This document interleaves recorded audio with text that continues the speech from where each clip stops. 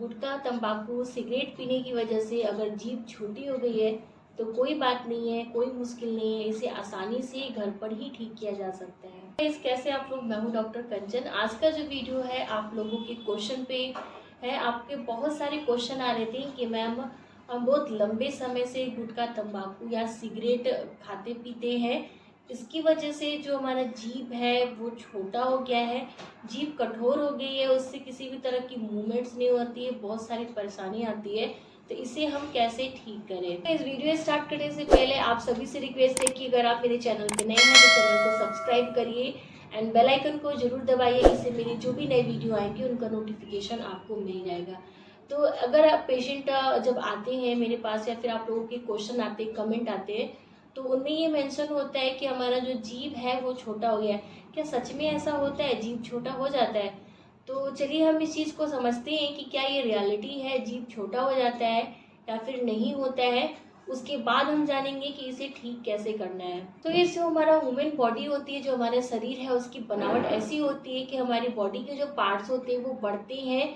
जब हमारा जन्म होता है तब से वो जो बॉडी पार्ट्स होते हैं, ओवरऑल बॉडी पार्ट्स, वो बढ़ते हैं। एक बार बढ़ जाने के बाद वे वापस से घटते नहीं है। अगर आपको ऐसा महसूस होता है कि आपका जीभ छोटा हो गया है, लेकिन आप कहोगे कि हमने तो ऐसे बहुत सारे केसेस देखे हैं, जैसे कि माइक्रोग्लॉसिया के, मैक्रोग्लॉसिया के, किसी में जीभ लंबे हो जाते हैं, किसी में जो जीभ होती है वो छोटी होती है।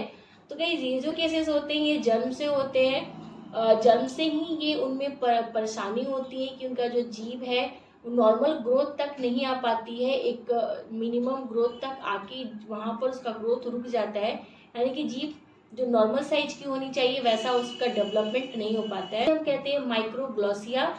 कुछ लोगों में एक तरह से ये बीमारी होती है कि उनके जो जीभ होते हैं, जो नॉर्मल साइज की जीभ होती है उससे ज़्यादा लंबे हो जाते हैं। तो ये होती है मैक्रोग्लॉसिया। बीमारी होती है, ये जन्म से ही होती है। ऐसा बिल्कुल भी नहीं होता है कि हमारा जो बॉडी का डेवलपमेंट है, जो जीभ है, शुरू से इस नॉर्मल साइज तक डेवलप हो गया और जब हम गुटखा, तंबाकू खाने लगे तो वो छोटी हो जाती है। लोगों के क्वेश्चन आते हैं कि मैम हमारे जो जीभ है ये छोटा हो जाता है, हमने ऐसा महसूस किया है। ऐसा बिल्कुल भी नहीं हो सकता है। यस, ऐसा ही होता है। क्यों आपको ऐसा महसूस होता है कि आपके जो जीभ है वो छोटे हो गए, ये समझ लेते हैं। यस, आपको ऐसा महसूस जरूर होता है कि आपकी जीभ छोटी हो गई है। ऐसा आपको सिर्फ महसूस होता है, बट एक्चुअल में ऐसा होता नहीं है। आपकी जीभ छोटी नहीं होती है, बस आपको महसूस होता है कि आपकी जीभ छोटी हो गई है। जब आप बहुत लंबे समय से गुटखा या तंबाकू जैसी चीज़ों का सेवन करते हैं तो आपकी जो जीभ की इलास्टिसिटी होती है वो चली जाती है। जैसे कि OSM में, ओरल सब म्यूकस फाइब्रोसिस के केस में होती है, फाइब्रस बैंड बनने लगते हैं। ये जो फाइब्रस बैंड होते हैं, हमारी माउथ की जो इलास्टिसिटी होती है इसकी वजह से चली जाती है। जो ओपनिंग होती है वो कम हो जाती है, आप प्रॉपर तरीके से अपना मुंह नहीं खोल पाते हैं। सेम वैसे ही आपके जीभ में भी इस तरह की परेशानी हो जाती है, उसमें भी बैंड्स बनने लगते हैं। आपकी जीभ के मसल होते हैं वो कंस्ट्रिक्ट हो जाते हैं, उसमें सिकुड़न आ जाती है, वो कठोर हो जाते हैं, जिसकी वजह से आप अच्छे से उसका मूवमेंट नहीं कर पाते हैं। चाहे वो लेफ्ट राइट करना हो, यानी कि दाएं या बाएं करना है, अप करना हो या फिर डाउन करना है, या फिर आपको अपनी जीभ को बाहर निकालने की कोशिश करते हैं तो इस तरह की मूवमेंट्स नहीं हो पाती है। इसलिए आपको ऐसा महसूस होता है कि हमारी जो जीभ है वो छोटी हो गई है, हम बाहर नहीं निकाल पाते हैं, उसमें मूवमेंट्स नहीं हो पाती है।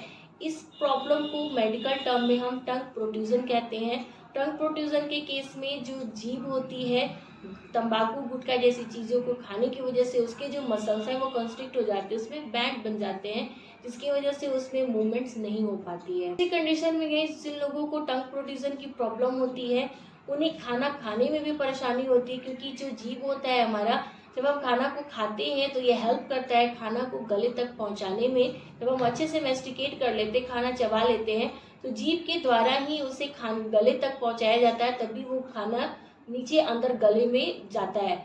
तो जिन्हें टंग प्रोट्रूजन की प्रॉब्लम होती है वो अच्छे से खाने को निगल भी नहीं पाते हैं, बोलने में भी परेशानी आती है। चलिए, तो हमने समझ लिया कि जीभ छोटा होना क्या होता है। बेसिकली इसे हम मेडिकल टर्म में टंग प्रोट्रूजन कहते हैं। आपका जो जीभ होता है वो छोटा नहीं होता है, उसमें प्रॉब्लम्स आने की वजह से ऐसा आपको फील होता है।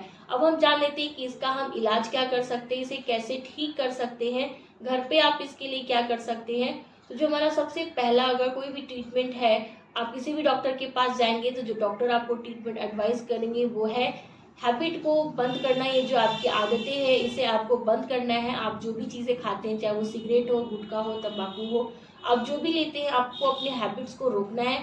बहुत ज़रूरी है। अगर आप अपने हैबिट्स को ब्रेक नहीं करते हैं तो फिर आपको अपने जीभ से हाथ धोने की नौबत आ सकती है, यस सर्जरी तक की नौबत आ सकती है अगर आप अपने हैबिट्स को कंट्रोल नहीं करते हैं। अगर ये प्रॉब्लम बहुत ज़्यादा सीवियर हो जाती है तो वैसे केस में फिर सर्जरी करने की नौबत आ जाती है। नेक्स्ट है हमारा कि आप इसे एक्सरसाइज करके भी ठीक कर सकते हैं। तो एक्सरसाइज करने के लिए आपको अपनी जीभ को राइट लेफ्ट की तरफ मूव करना है। आपको उसे बाहर की तरफ भी खींच के निकालने की कोशिश करनी है। एक बार में नहीं होगा, धीरे धीरे जैसे जैसे आप इसे कोशिश करेंगे वैसे वैसे ये आसानी से होगा। नो डाउट कि इसमें बहुत दर्द होता है, दर्द होगा। अगर जो दर्द है बहुत ज़्यादा हो रही है, आपको बर्दाश्त नहीं हो पा रहा है, तो ऐसे कंडीशन में आपको पेन किलर लेना है। आप पेन किलर ले सकते हैं, लेकिन आपको एक्सरसाइज को नहीं छोड़ना है। अगर आप एक्सरसाइज करेंगे तो इस प्रॉब्लम से आप बहुत जल्द बाहर निकल सकते हैं। नेक्स्ट हमारा एक्सरसाइज है बैलून फुलाना। यस, बैलून फुलाना, इससे भी जो हमारे जितने भी बैंड्स बन जाते हैं, हमारे चिक्स गाल में बन जाते हैं, या फिर आपके जो जीभ्स पे बैंड बने हुए हैं, ये जो बैंड होते हैं जब हम बैलून को फुलाते हैं तो हमारे गाल मुंह के अंदर एयर फिल होता है, हवा भरती है। हवा भरने से एक तो जो मसल्स है हमारे वो खींचते हैं, तो जो बैंड होती है वो टूटते हैं। साथ ही साथ जो सेल्स होती है उन्हें अच्छे से ऑक्सीजन भी पर्याप्त मात्रा में मिल पाती है। तो आपको बैलून को फुलाना है एंड कुछ सेकंड के लिए उस हवा को अपने मुंह के अंदर ही होल्ड करके रखना है, फिर उसे धीरे धीरे छोड़ना है। अगेन फिर से आपको बैलून को फुलाना है। ऐसे कम से कम आपको 10 बार एक बार में एक्सरसाइज करनी है। और ये जो पूरी एक्सरसाइज है आपको दिन में कम से कम 3 से 4 बार जरूर करना है। दूसरा एक्सरसाइज है हमारा स्टिक्स। यस, आइसक्रीम स्टिक्स आप ले सकते हैं। आइसक्रीम स्टिक्स का एक्सरसाइज भी करिए, इससे भी आपके टंग प्रोट्रूजन्स में भी हेल्प मिलेगी। अगर आपको ओरल सर्विकस फाइब्रोसिस की प्रॉब्लम है, मुंह कम खुलने की परेशानी है, तो उसमें भी आपको हेल्प मिलेगी। तो आइसक्रीम स्टिक्स की एक्सरसाइज आप कैसे कर सकते हैं? नॉर्मली अभी आपका जितना भी माउथ ओपनिंग है, जितना भी खुलता है, उसके अकॉर्डिंग आपको काउंट करके गिन के कितने आइसक्रीम स्टिक जाते हैं, 10, 12, 15 जितने भी जाते हैं आपको उतना आइसक्रीम स्टिक लगाना है। फिर उसमें 2-4 आइसक्रीम स्टिक्स इंक्रीज करनी है, फिर उसे अपने मुंह में रखना है। कम से कम कुछ सेकंड के लिए आपको इसे होल्ड करके रखना है। बहुत ज़्यादा दर्द हो ऐसा भी नहीं करना है, जितना आप बर्दाश्त कर सके उतना ही करिए। ऐसे ही धीरे धीरे आपको आइसक्रीम स्टिक्स के नंबर्स को बढ़ाने हैं। तब तक करना है एक्सरसाइज जब तक कि आपके मुंह की ओपनिंग अच्छे से ना हो जाए। जैसे जैसे आपकी माउथ की ओपनिंग ठीक होगी वैसे वैसे आपके टंग का जो प्रॉब्लम हो वो भी ठीक हो जाएगा।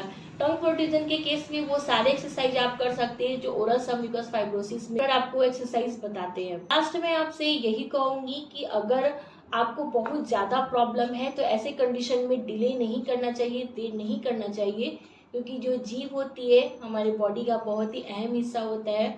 अगर इसे हमें सर्जरी के द्वारा कटवा कर हटवाना पड़ जाए तो हमारी जो नॉर्मल लाइफ होती है बहुत प्रॉब्लम में आ सकती है। इसलिए आपके जो भी नियरेस्ट डॉक्टर हैं, डेंटिस्ट हैं, आप उनसे ज़रूर मिलिए, उनकी सलाह लीजिए, वो आपको क्या एडवाइस करते हैं। इन एक्सरसाइजेस को भी आप कर सकते हैं और साथ ही साथ आपके डॉक्टर जो मेडिसिन या फिर जो भी ट्रीटमेंट आपको एडवाइस करते हैं आप वो ले सकते हैं। सो गाइस, ये था आज ये वीडियो। आई होप कि आपके लिए हेल्पफुल रहा होगा। यस, तो डेफिनेटली लाइक दीजिए, चैनल को सब्सक्राइब करिए और अपने फैमिली फ्रेंड्स में जरूर शेयर करिए। खास तौर से उन लोगों को जरूर शेयर करिए जो गुटखा तंबाकू जैसी चीज़ों का सेवन करते हैं, ताकि उन्हें भी समझ आए कि ये कितना नुकसानदेह है उनके लिए। सो गाइस, तब तक के लिए be healthy and be happy.